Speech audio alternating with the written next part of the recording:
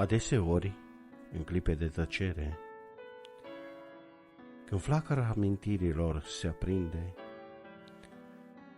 ne umple inimile de durere un dor ce ființa întreagă ne cuprinde.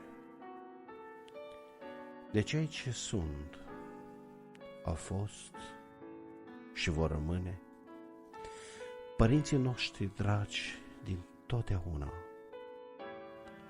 căci gânduri despre ei ne sunt stăpâne în nopțile când ne veghează luna. Mai auzim din depărtări încă ecoul chemărilor de acasă din pruncie, și în ochii îmbătrâniți avem tabloul părinților plecați în veșnicie. Cum praful se așterne pe o carte, peste povestea lor se așează anii, dar noi nu vom uita până la moarte ce mult făcut-o pentru noi, sărmanii.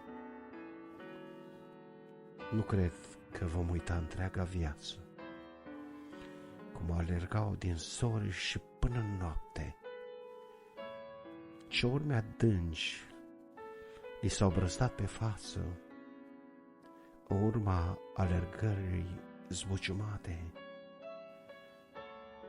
că și-au dorit copiii lor să fie la loc înalt într-o viață lungă, luptând pentru acea bogăție la care ei nu au putut să ajungă. Am vrea să fie lângă noi părinți, să-și vadă azi nepoții în număr mare, să-i urmărească cum le iasă dințe și cum fac primii pași pe lor picioare. Părinți, ce greu învingeți bătrânețea și așteptați plângând cu mângâiere să vă aline Dumnezeu tristețea și să vă ocrotească cu putere. Încovoiați pe cârjile învechite, abia mișcați slăbitele picioare.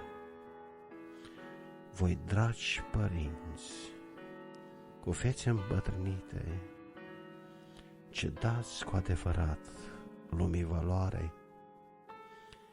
să vă dea cerul binecuvântare, dorințele vă fie împlinite și Dumnezeu în marea Lui îndurare să vedea multe zile fericite. Amin.